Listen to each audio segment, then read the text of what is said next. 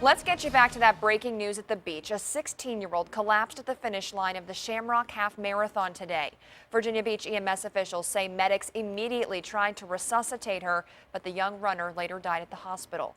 10 News Side's Jason Marks spoke to another runner today who saw that victim collapse. Jason. And Ann, we learned that 16-year-old is from the Richmond area. We do not have her name yet.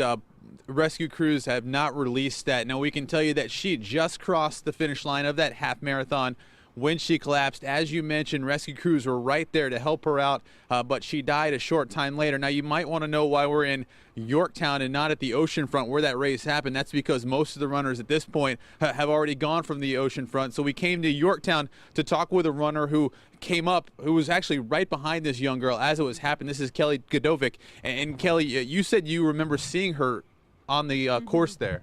Yeah, I followed her for probably about a mile. I noticed her because of her fuel belt, and that's why I knew that it was her when I crossed the finish line. And it was immediately after the finish line that she was collapsed and she appeared to be unconscious. The race officials were attending to her at that time.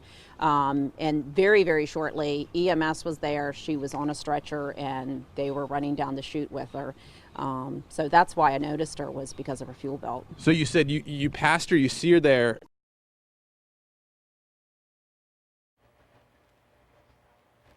We are having some technical difficulties. We'll bring you that interview throughout this newscast if Jason can get back up. Otherwise, you can look for that interview tonight on Wavy News 10 at 11.